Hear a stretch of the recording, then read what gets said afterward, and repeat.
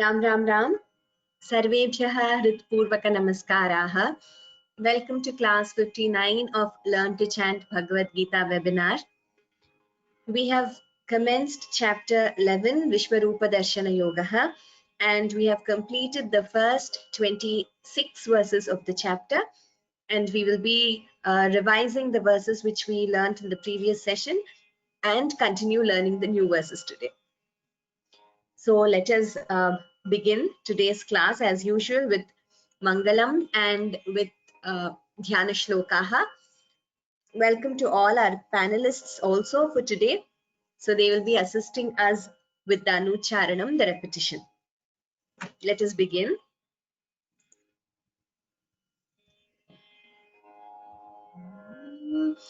Gurureva gatir gurumeva bhaje Gurunaiva sahasmi namo gurave Na guroh paramam shishurasmi guroho Matirasti gurau mama pahi guro Narayanam namaskritya naran chaiva narottamam Devim sarasvatim vyasam Tato jayamudirayet Vasudeva sutam devam Kamsachanuramardanam Devaki paramanandam Krishnam vande jagadgurum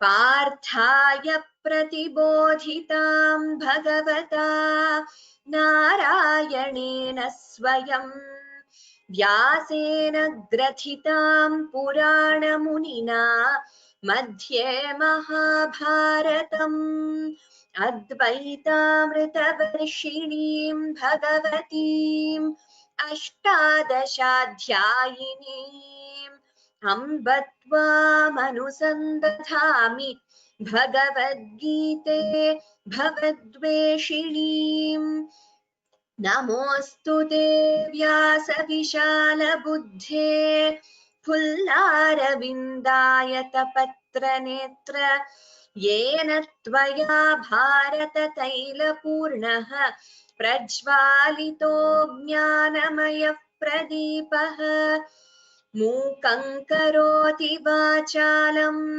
Pangullanghayate girim Yat kripatamahau vande Paramanandamadhavam Sarvopanishado gavaha Dogdha gopalanandanaha Partho vatsas sudhir bhokta Dugdham Geetamritam mahat Shantakaram bhujagashayanam Padmanabham Suresham Vishvadharam Gaganasadrisham Meghavarnam Shubhangam Lakshmikantam Kamalanayanam Yogibhirdhyanagamyam Vande Vishnum Bhavabhayaharam Sarvalokaikkanatham Yam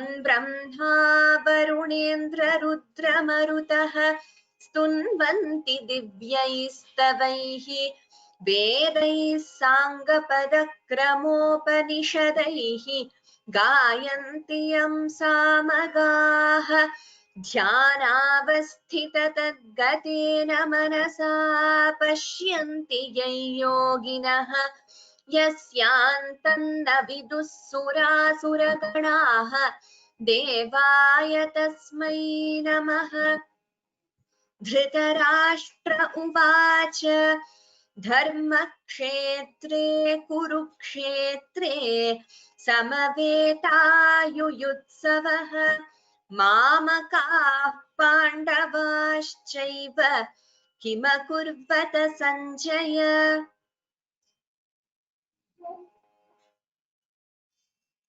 Yes, so some of you have sent me emails about previous recordings and that you were not able to attend the first few chapters. I've been repeating this. This is perfectly fine. You can start from now on. Please be very regular to the classes so that you'll grasp the rules of pronunciation and the tune very easily, and you'll also get familiar with the Sanskritam words so that you'll be able to learn the other chapters easily by listening to the recordings. And what we are learning here, this attending the webinar and learning the verses, even listening, all this is also a yajna. Like, you know, Bhagavan says in the 10th chapter that he is the Japa Yajna, the yajna of repeating his name among all the yajnas. So even attending a webinar and repeating the verses is also a yajna. Similarly, please practice every day and master both reading, chanting, and memorizing the Gita so that you know all the 18 chapters. Please listen multiple times. You can keep listening to the recordings as you're working, as you're going about your daily activities. So that makes it easier for you to memorize the verses. Also, I'm very happy that there are a few of you who have joined who are not familiar with Indian languages also, and you've joined from foreign countries, and you are making an effort to learn this beautiful language, and it is possible for anyone to do this. So once you start with the grace of Bhagavan, like Bhagavan says, Abhyasenut Kaunteya Vairagyena cha Grihyate. So with Abhyasa, by practice, you will be able to learn the verses and memorize them thoroughly. Also, I've received emails that you're all enjoying even the chanting of the panelists. So thank you to all the panelists who help out every class with the Anucharanam and who make it easier for others also to repeat and learn. So like always, I'm going to commence with whatever we have learned in the previous class, that is verses 19 to 26, and 27th verse onwards, we will start learning. ॐ श्री परमात्मने नमः। अथ एकादशोऽध्यायः विश्वरूपदर्शनयोगः। अर्जुन उवाच मदनुग्रहाय परमं गुह्यमध्यात्मसंज्ञितम् यत्त्वयोक्तं वचस्तेन मोहोऽयं विगतो मम।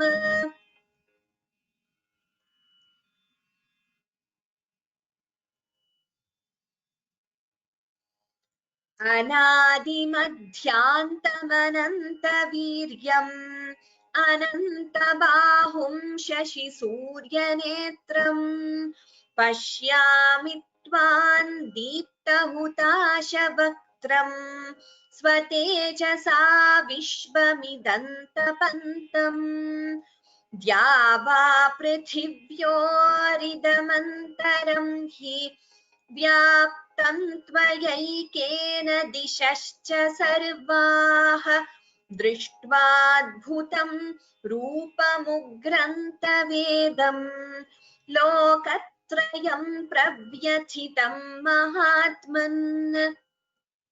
अमीहि त्वां सुरसङ्घा विशन्ति केचिद्भीताः प्राञ्जलयो गृह्णन्ति स्वस्तीत्युक्त्वा महर्षिसिद्धसङ्घाः स्तुवन्ति त्वां स्तुतिभिः पुष्कलाभिः।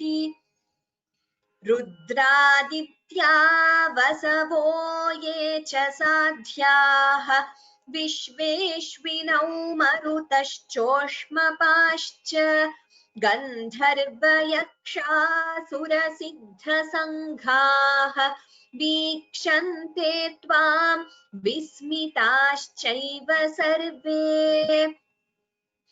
रूपं महत्ते बहुवक्त्रनेत्रम् महाबाहो बहुबाहूरुपादम् बहूदरं बहुदंष्ट्राकरालम् दृष्ट्वा लोकाः प्रव्यथितास्तथाहम्। नभस्पृशं दीप्तमनेकवर्णं व्यात्ताननवक्त्रनेत्रम् दीप्ताननं दीप्तविशालनेत्रं दृष्ट्वा हि त्वां प्रव्यथितान्तरात्मा धृतिं न विन्दामि शमं च विष्णो दंष्ट्राकरालानि च ते मुखानि दृष्ट्वैव कालानलसन्निभानि दिशो न जाने न लभे च शर्म प्रसीद देवेश जगन्निवास अमी च त्वां धृतराष्ट्रस्य पुत्राः सर्वे सहैवावनिपालसङ्घैः भीष्मो द्रोणः सूतपुत्रस्तथासौ सहास्मदीयैरपि योधमुख्यैः. Yes, so we will commence from this verse, the 27th verse onwards.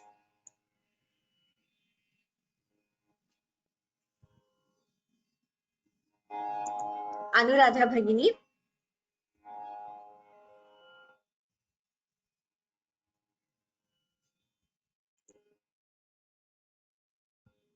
कृपया अनम्यूट करो तो. वक्त्राणि ते त्वरमाणा विशन्ति वक्त्राणि ते त्वरमाणा विशन्ति वक्त्राणि ते त्वरमाणा विशन्ति दंष्ट्राकरालानि भयानकानि दंष्ट्राकरालानि भयानकानि दंष्ट्राकरालानि भयानकानि केचिद्विलग्ना दशनान्तरेषु केचिद्विलग्ना दशनान्तरेषु केचिद्विलग्ना दशनान्तरेषु सन्दृश्यन्ते चूर्णितैरुत्तमाङ्गैः सन्दृश्यन्ते चूर्णितैरुत्तमाङ्गैः सन्दृश्यन्ते चूर्णितैरुत्तमाङ्गैः. Uttamam. All of you please note Vishanti, Bhayanakani, Dashanantareshu, all are Hrasvasvaras, that is short vowels. So please pay attention to that while chanting. We will repeat. Bhaktrani te tvaramana vishanti damshtrakaralani bhayanakani वक्त्राणि ते त्वरमाणा विशन्ति दंष्ट्राकरालानि भयानकानि वक्त्राणि ते त्वरमाणा विशन्ति दंष्ट्राकरालानि भयानकानि केचिद्विलग्ना दशनान्तरेषु सन्दृश्यन्ते चूर्णितैरुत्तमाङ्गैः केचिद्विलग्ना दशनान्तरेषु सन्दृश्यन्ते चूर्णितैरुत्तमाङ्गैः केचिद्विलग्ना दशनान्तरेषु सन्दृश्यन्ते चूर्णितैरुत्तमाङ्गैः. Uttamam. All of you please note in the 11th chapter, particularly in these big verses, please pay attention to all the Sanyuktaksharani, like I've been saying with each verse. Vaktrani, Damshtra Karalani, Sha, Ta and Ra. Here Kechid Dvilagna, Sandrishyante, Churnitairuttamangaihi. So listen to the recording and you can read and then you can start memorizing. Now the entire verse. Vaktrani वक्त्राणि ते त्वरमाणा विशन्ति दंष्ट्राकरालानि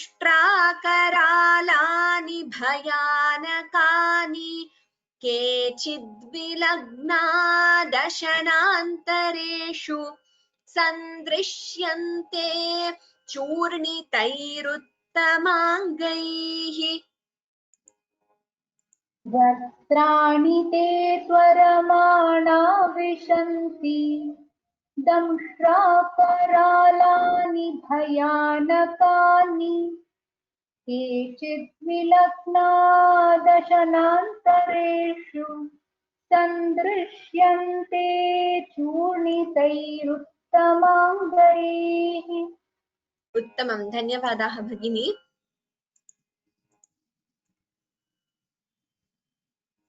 नेहा,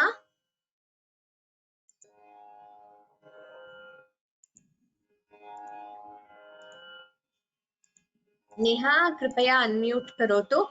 यथा प्रदीप्तं ज्वलनं पतंगाः।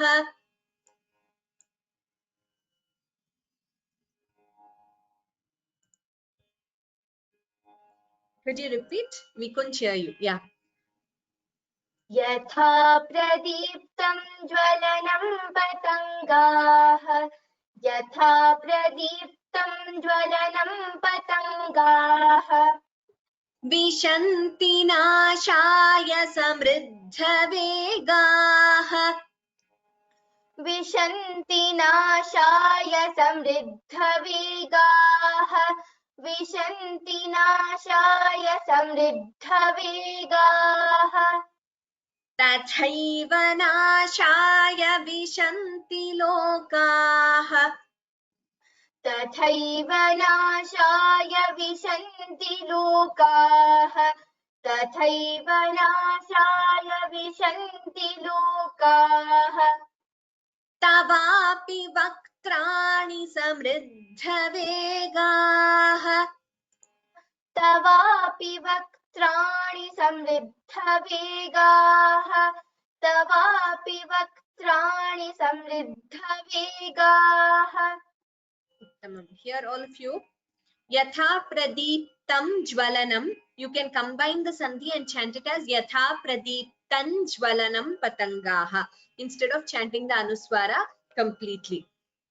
Yatha pradiptam jwalanam patangaha vishanti nashaya samriddha vegaha यथा प्रदीप्तं ज्वलनं पतंगाः विशन्ति नाशाय समृद्धवेगाः यथा प्रदीप्तं ज्वलनं पतंगाः विशन्ति नाशाय समृद्धवेगाः तथैव नाशाय विशन्ति लोकाः तवापि वक्त्राणि समृद्धवेगाः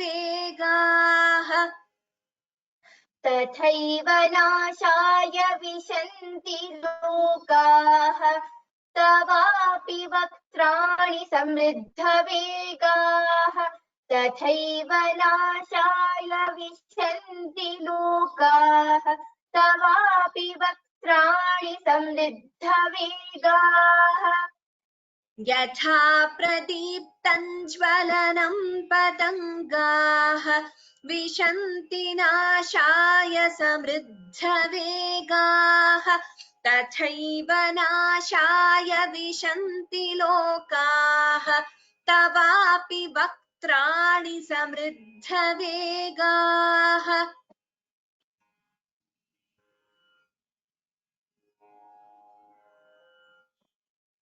Neha,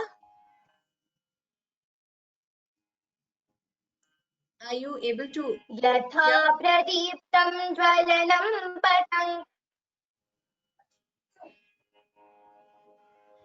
यथा प्रदीप्तं ज्वलनं पतंगाः विशन्ति नाशाय समृद्धवेगाः तथैव नाशाय विशन्ति लोकाः तवापि वक्त्राणि समृद्धवेगाः उत्तमं, धन्यवादाः Neha.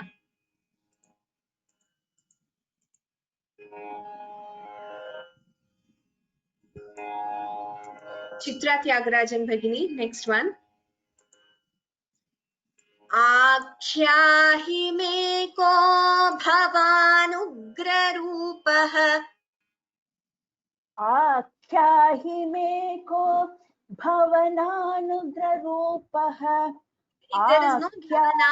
Just a second, Bhagin. There is no bhavana there. It is bhavan ugra rupah. There is no bhavana. Bhavan ugra rupah. I'll repeat the line. Akyahi me ko bhavan ugra rupah. आख्याहि मे को भवानुग्ररूपः आख्याहि मे को भवानुग्ररूपः नमोऽस्तु ते देववर प्रसीद। नमोऽस्तु ते देववर प्रसीद नमोऽस्तु ते देववर प्रसीद विज्ञातुमिच्छामि भवन्तमाद्यम्।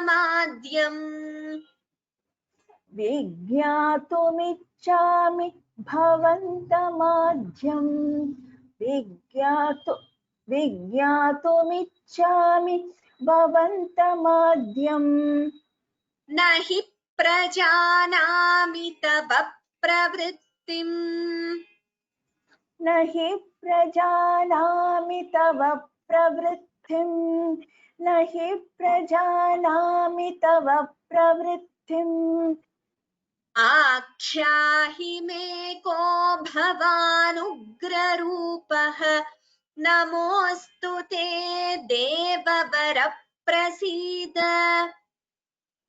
आख्याहि मे को भवानुग्ररूपः नमोऽस्तु ते देववर प्रसीद आख्याहि मे को भवानुग्ररूपः नमोऽस्तु ते देववर प्रसीद विज्ञातुमिच्छामि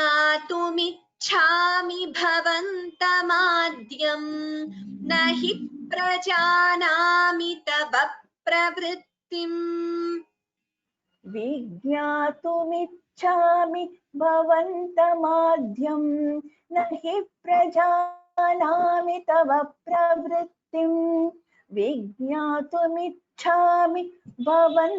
भवन्तमाद्यम् न हि प्रजानामि तव प्रवृत्तिम् आख्याहि मे को भवानुग्ररूपः। नमोऽस्तु ते देववर प्रसीद। विज्ञातुमिच्छामि भवन्तमाद्यम् न हि प्रजानामि तव प्रवृत्तिम्। आख्याहि मे को भवानुग्ररूपः नमोऽस्तु ते देववर प्रसीद विज्ञातुमिच्छामि भवन्तमाद्यम् न हि प्रजानामि तव प्रवृत्तम् तव प्रवृत्तिम्. It is not pravrittam. क्षम्यतां भगिनी न हि प्रजानामि तव प्रवृत्तिम् न हि प्रजानामि तव प्रवृत्तिम् धन्यवादाः भगिनी. I just saw all your questions. We have Shamyatam, we missed the verse. I will go back and teach you. Just give me a moment.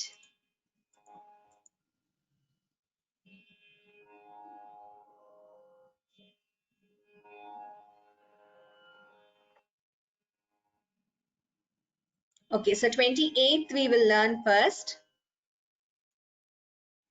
So we finished Vaktrani te tvaramana vishanti, that is the 27th verse. We will learn the 28th now. Ishu?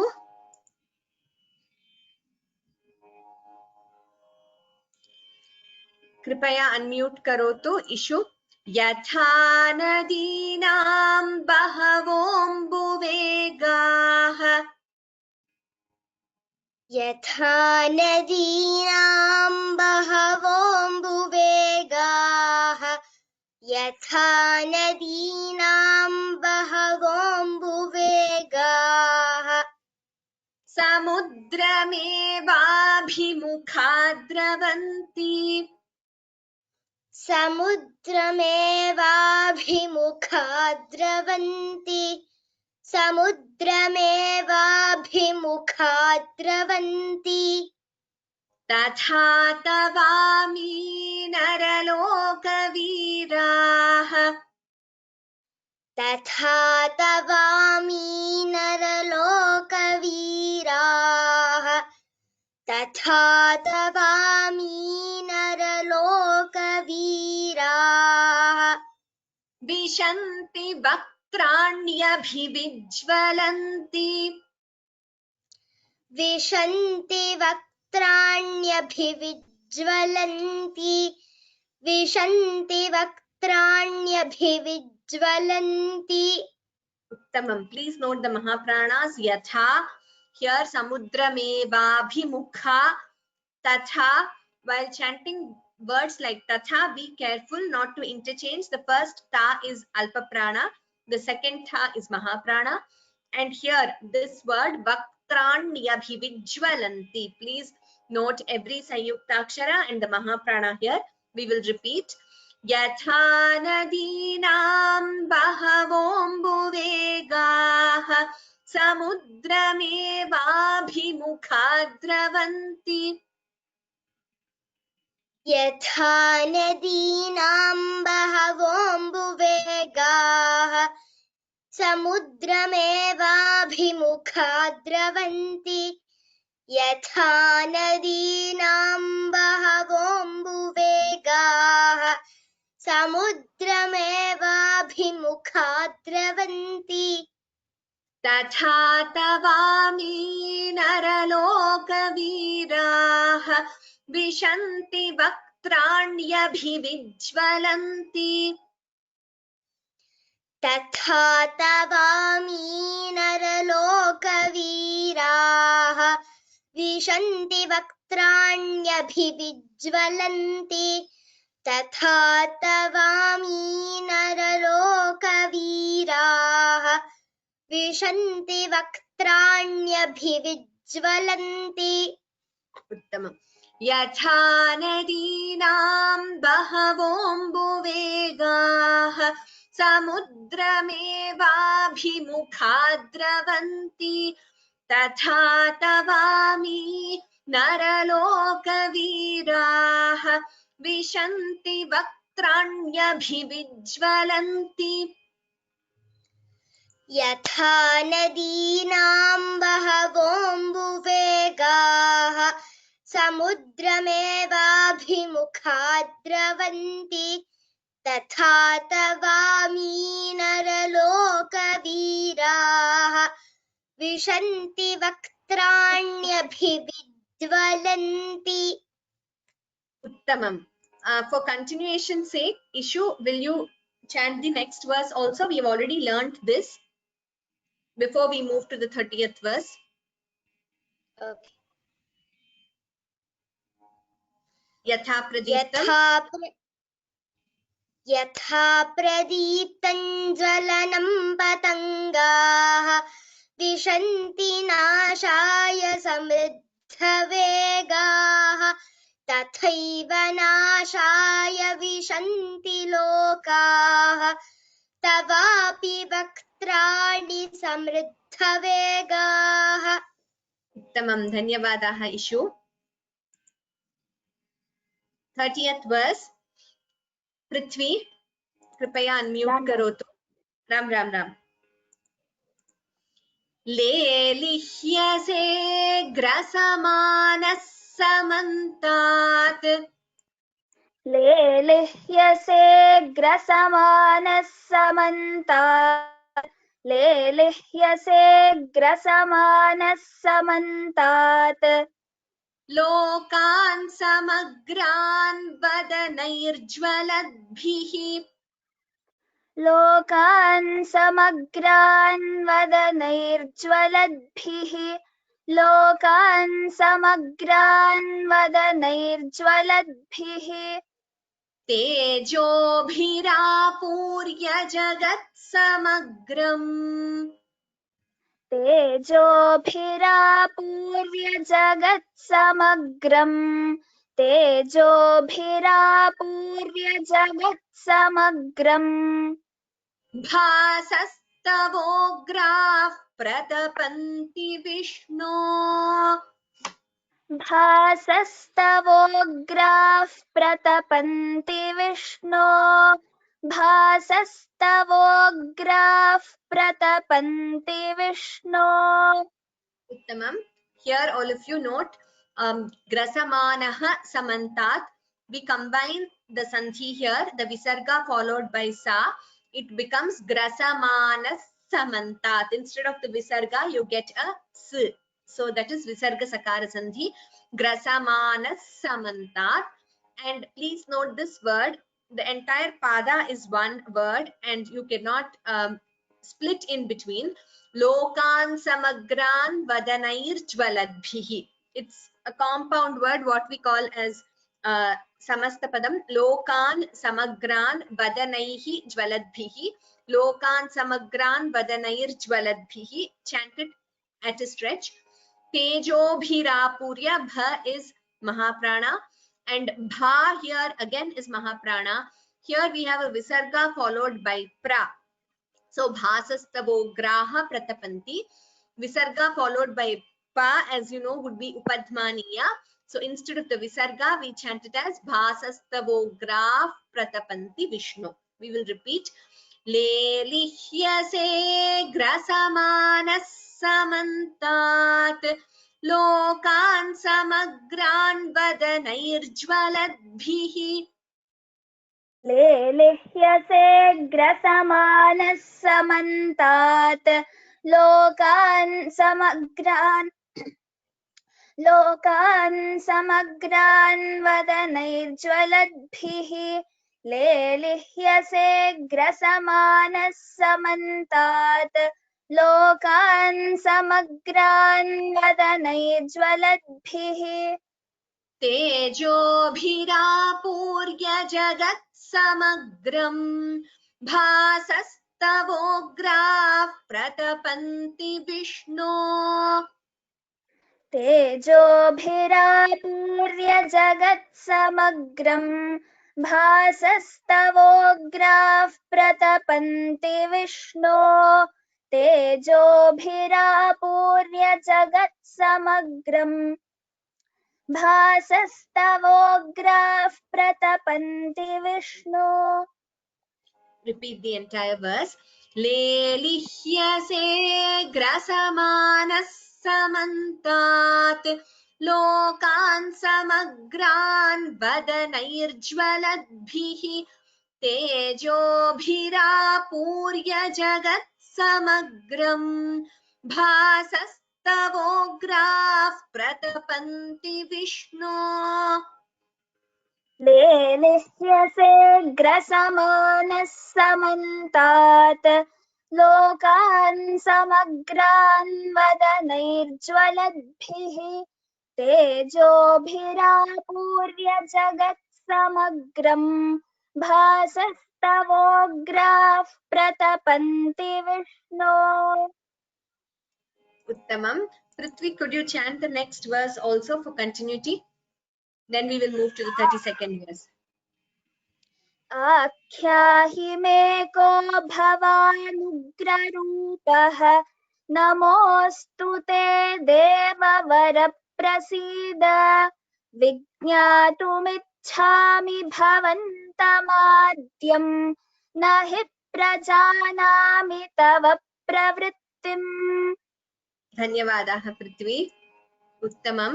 Here please note in this verse we have dvitva, that is the double sound. Devavara prasida. So here we don't chant it as Devavara prasida.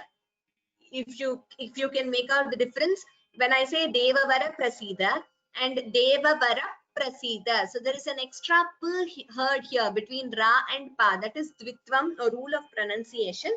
So please note that Devavara prasida.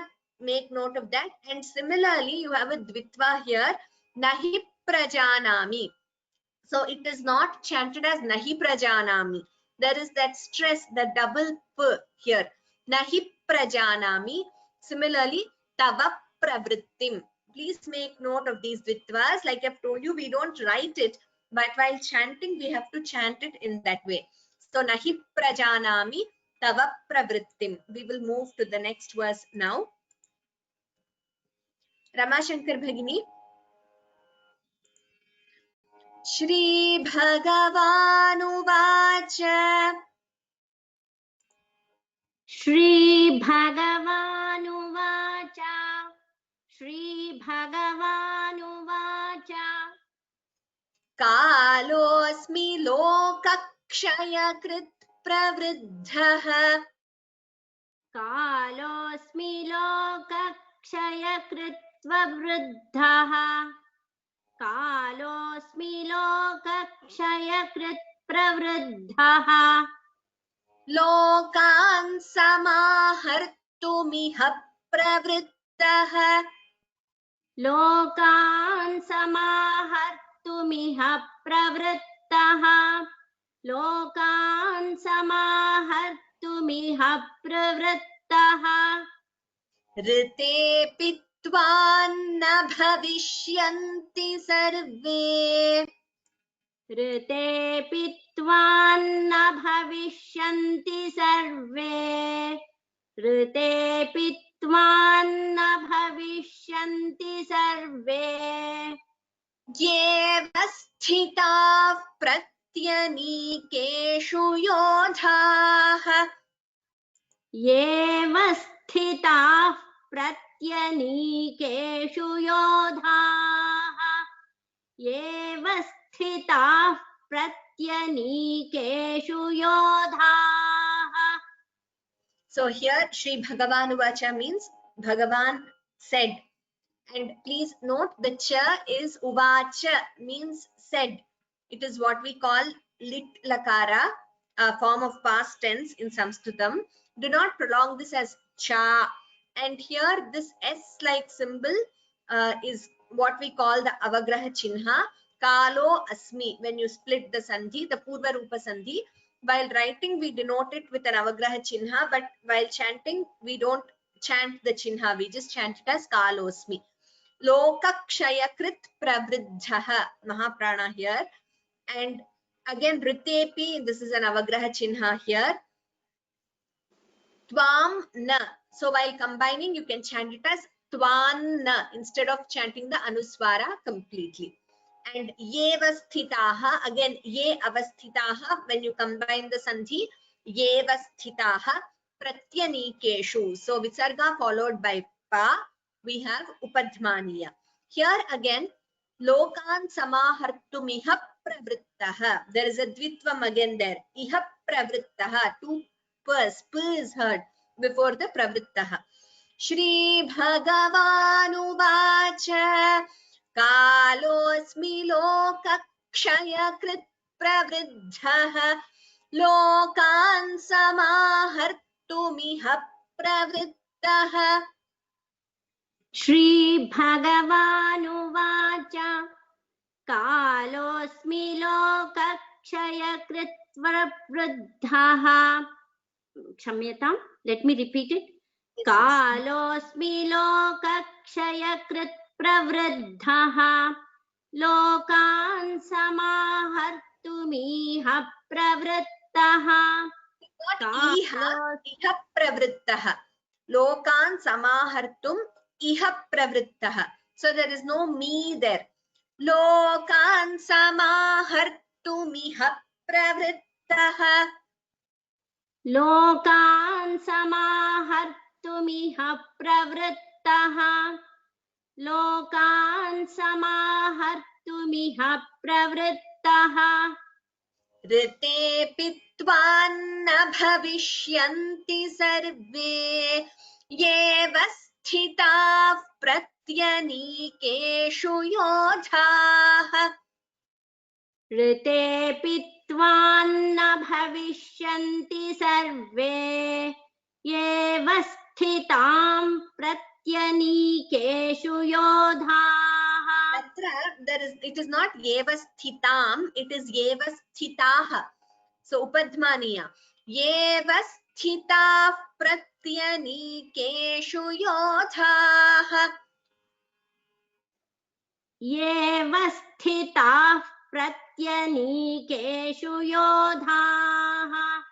येव स्थिताः प्रत्यनीकेषु योधाः. Shri Bhagavanuvach Kalosmi lokakshayakrit pravriddhah Lokan samahartumiha pravrittah ऋते त्वान्न भविष्यन्ति सर्वे येव स्थिताः प्रत्यनीकेषु योधाः. श्रीभगवानुवाच कालोऽस्मि लोकक्षयकृत् प्रवृद्धः लोकान् समाहर्तुमिह प्रवृत्तः. भगिनी इह न तु लोकान् समाहर्तुमिह प्रवृत्तः. लोकान् समाहर्तुमिह प्रवृत्तः ऋतेऽपि त्वान्न भविष्यन्ति सर्वे येव स्थिताः प्रत्यनीकेषु योधाः. Atra, I've received some questions as to what is this S-like symbol. I already explained. It is what we call the avagraha chinha. Kalo asmi. So instead of the when you combine the sandhi refers to the grammatical rule of combining letters between words.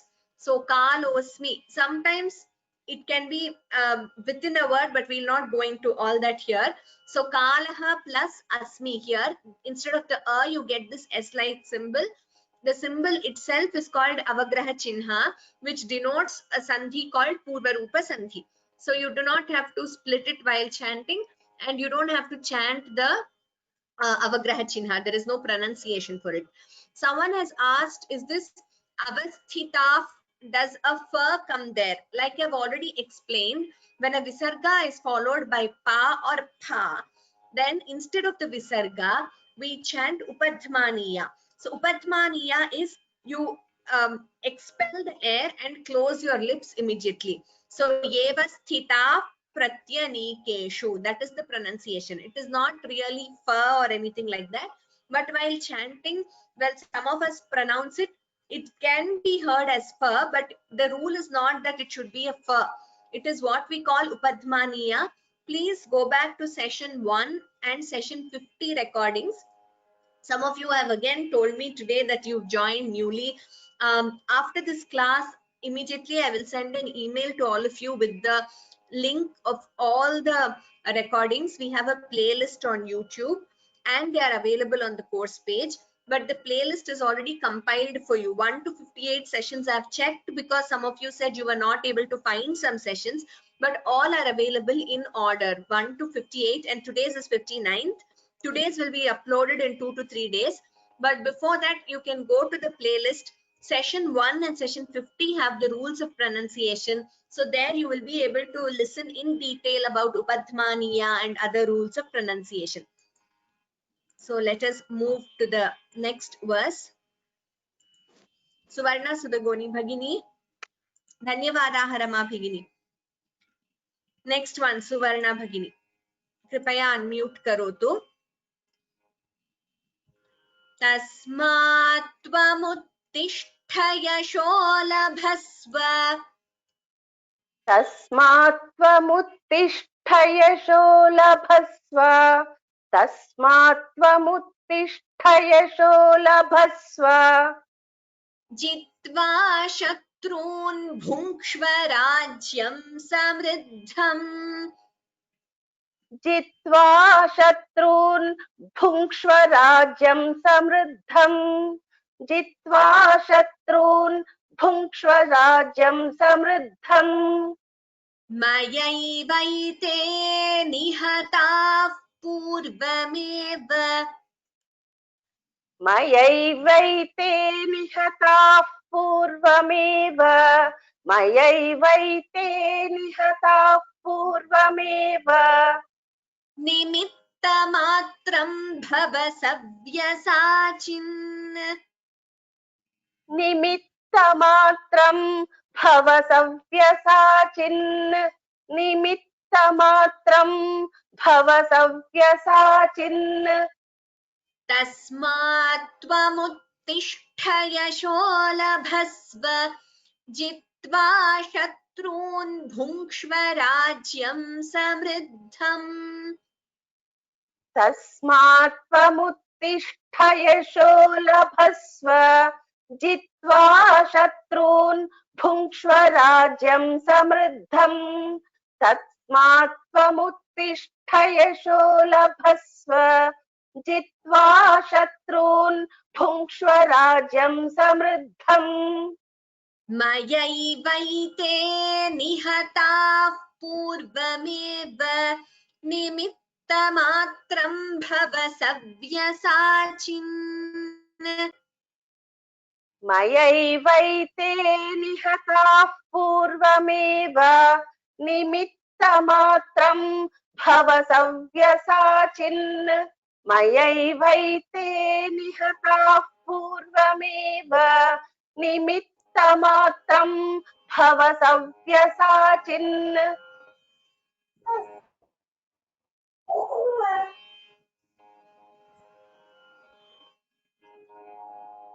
Okay, now I will chant the entire verse. Please note here, Uttishtha, tha is Mahaprana.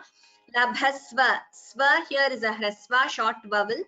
Jitva shatrun, bhunkshva, bha is Mahaprana here, bhunkshva, samriddham. And again here, nihataha purvameva. Visarga followed by pa, upadhmaniya. So nihata purvameva. And nimittamatram bhava, bha is Mahaprana. Savyasachin. Let us chant. Tasmat tvamuttishta yasho labhasva jitva shatrun bhunkshva rajyam samriddham mayaivaite nihata purvameva nimittamatram bhava savyasachin तस्मात् त्वमुत्तिष्ठ यशो लभस्व जित्वा शत्रून् भुङ्क्ष्व राज्यं समृद्धम् मयैवैते निहताः पूर्वमेव निमित्तमात्रं भव सव्यसाचिन्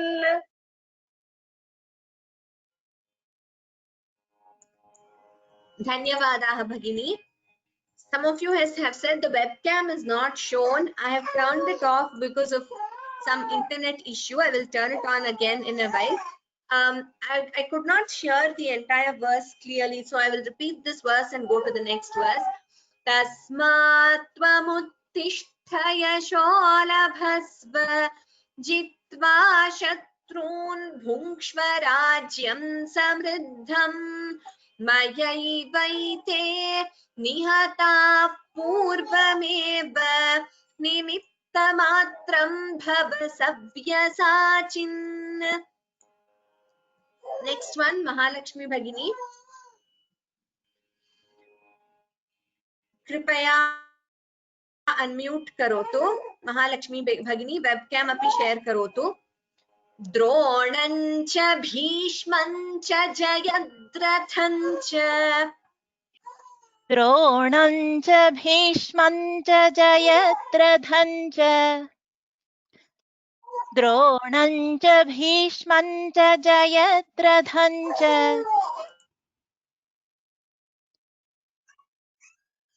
कर्णं तथान्यानपि योधवीरान् कर्णं तथान्यानपि योधवीरान् कर्णं तथान्यानपि योधवीरान्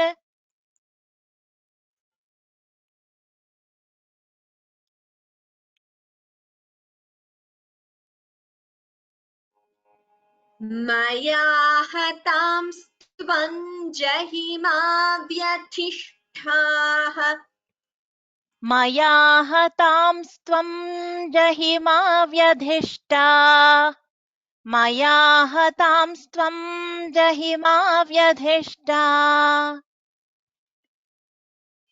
युध्यस्व जेतासि रणे सपत्नान् युद्धस्व जेतासि रणे सपत्नान् युध्यस्व जेतासि रणे सपत्नान्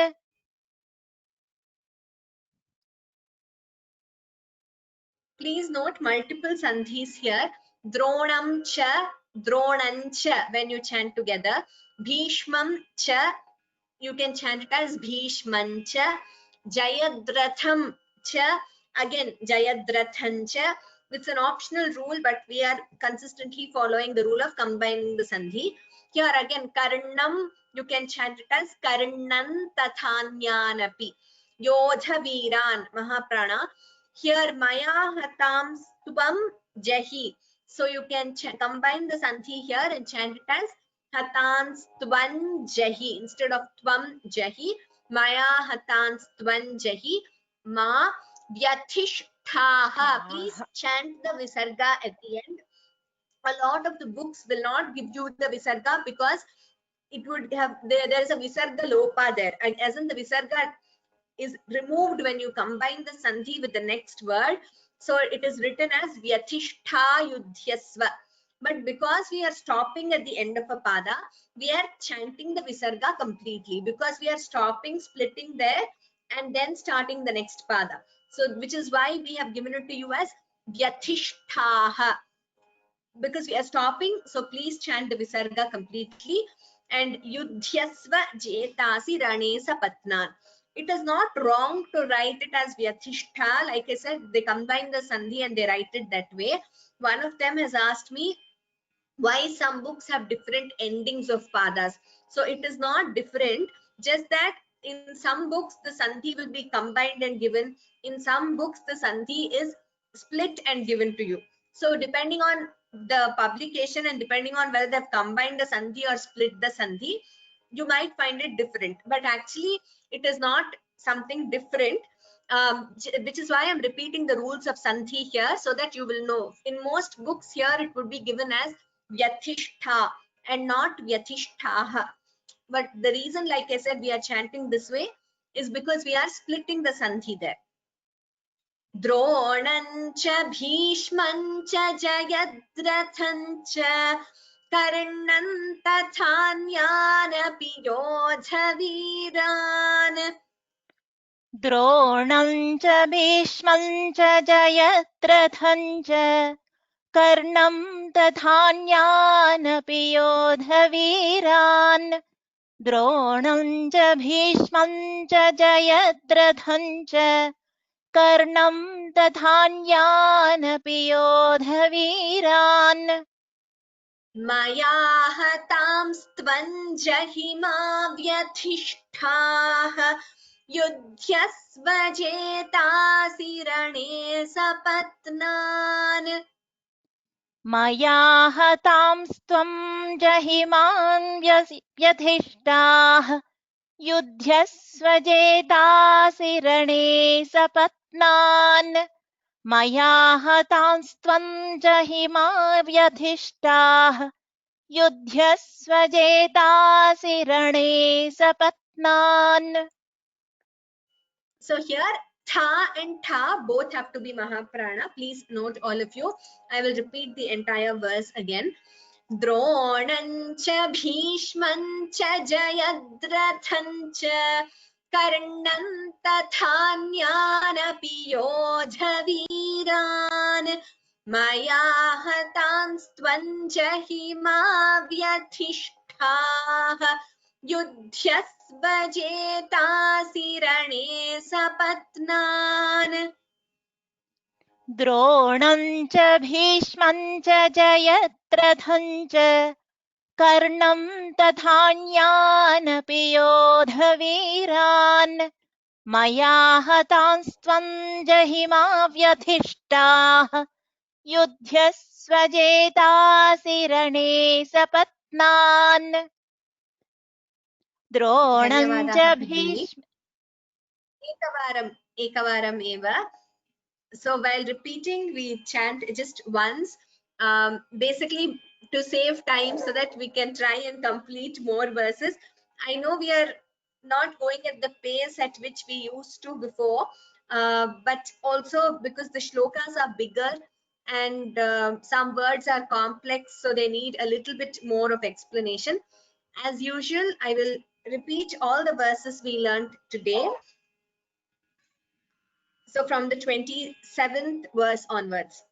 Vaktrani te tvaramana vishanti damshtrakaralani bhayanakani kechidvilagna dashanantareshu sandrishyante churnitairuttamangai यथा नदीनां बहवोऽम्बुवेगाः समुद्रमेवाभिमुखा द्रवन्ति तथा तवामि नरलोकवीराः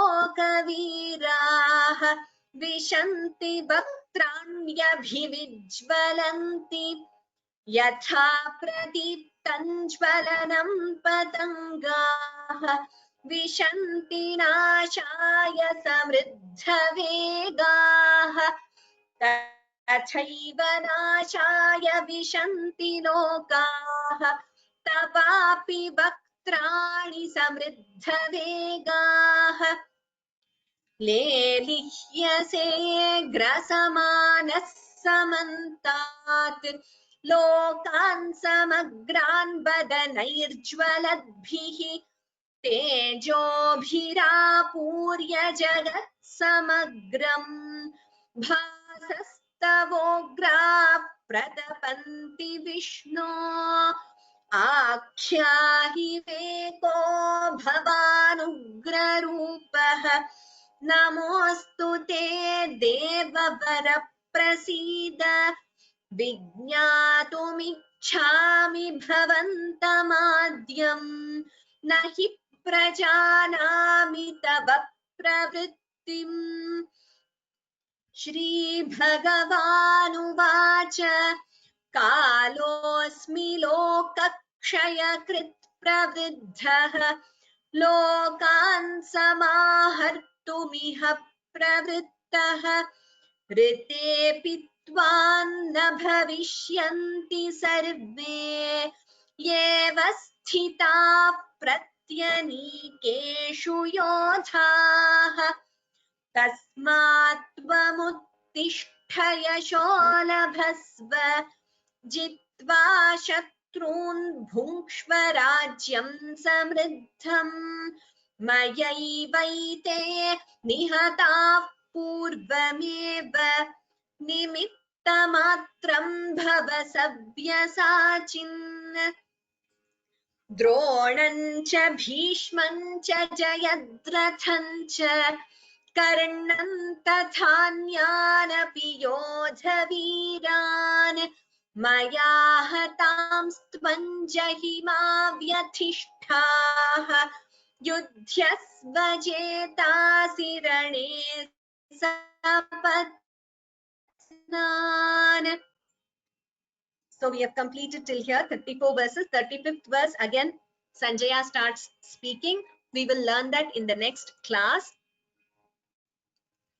So I know we are not having time for individual chanting in each of the classes, also because, like I said, big verses.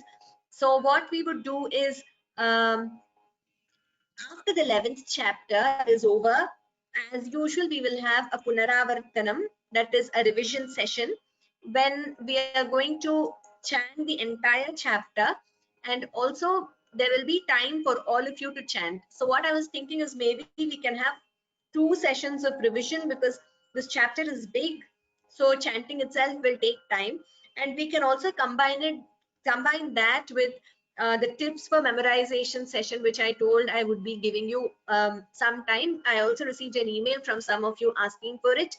So I would also share some of my experiences with memorization. And if the panelists also, some of them have memorized, I would request them also to share their experience. So whatever works for each of you, you can adopt that method. Very simple tips to help you memorize, so that by the time we complete 18 chapters, you will be able to catch up and learn as much as possible. So the assessment here in Vyoma is just, I mean, it's a tool to encourage you so that you have a goal, a time bound goal to memorize. And like I said at the beginning of this class, this is also a yajna. So whether learning, chanting, reading, memorizing, listening, everything, when you do it in a disciplined way every day, that is also a yajna. So I was reading recently how to overcome all the difficulties, these COVID times, etc. I mean, now it is COVID, later it might be something else. The world is always changing, right? So there's a lot of uncertainty. So one needs a lot of mental resilience, and how that helps to stay calm and face anything in life. So the Bhagavad Gita is one such great tool, a great work for us, and we are all blessed to be in this Gita Yajna together. This is whether you learn, sit and learn in a dedicated way, or memorize, chant, listen, everything is very meditative. So it has great effects. And of course, the message of the Gita, Bhagavan says how one must accept sukha dukkhe same kritva labha labhau jaya jayo. Message is how one has to stay balanced, sthita prajna, and that would give one the manasthairyam, dhairyam, the courage and the stability of mind. So let us continue this yajna. Thank you, all of you. Please do attend regularly. If any friends, family, anyone is interested, anytime they can join. I will send you the link to the playlist so you can go back and listen to the recordings regularly. Thank you to the panelists and for helping us with Anucharanam. Some of them have been with us right since last year, like Ishu, Neha, and Rama Bhagini have been helping with repeating since almost the beginning of these classes. A few others have joined us recently, and a few were attending as attendees and now have become panelists. So thank you to all of them. As usual, we will conclude with Shanti, the last shloka and Shanti Mantraha. Yatra Yogeshwarah Krishnah Yatra Partho Dhanurdharah Tatra Shrir Vijayo Bhutihi Dhruvani Tirmatirmama. Before Shanti Mantraha, just one more announcement.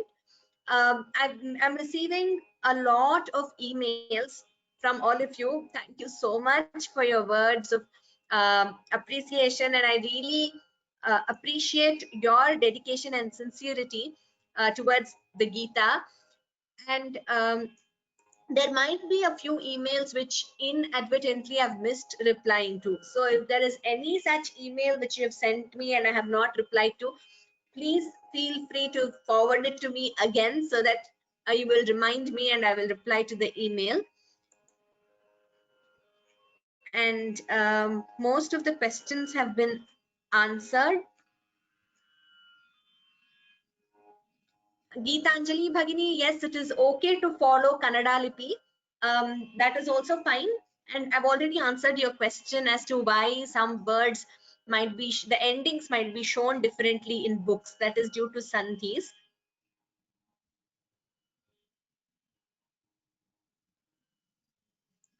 Dash Ravi Mahodaya, individual chanting definitely after the end of the 11th chapter, because we already are exceeding the time by a little bit and we are not able to complete many verses, and a lot of them requested for a slower space, so I have to go at this space itself. Can you send me the link to donation, Aditya Mahodaya? If you could send me an email, we will reply to that email with the link. Thank you very much. Please send me an email so that I can reply to you. Yes, we are Venkateshwaran Gopala Mahodaya. We are going to have both memorization and Parayanam options. I encourage all of you to start memorizing, but we will have both options.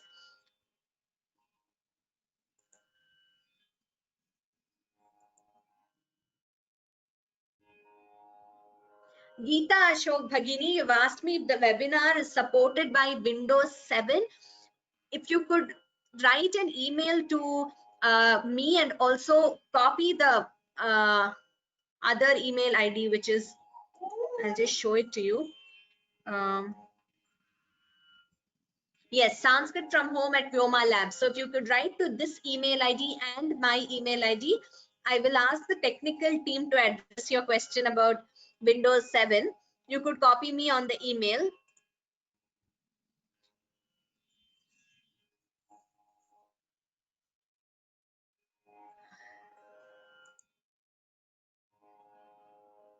Some of you have said that you want to chant. Definitely.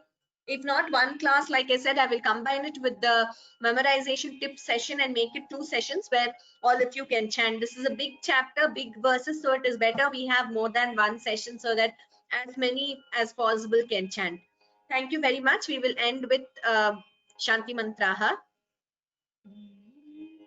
Sarve bhavantu sukhinah, सर्वे सन्तु निरामयाः, सर्वे भद्राणि पश्यन्तु, मा कश्चित् दुःखभाग् भवेत्.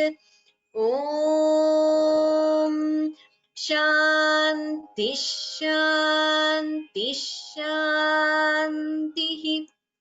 धन्यवादाः. आगामि शनिवासरे पुनर्मिलामः. We will meet at the same time next Saturday. Ram Ram Ram.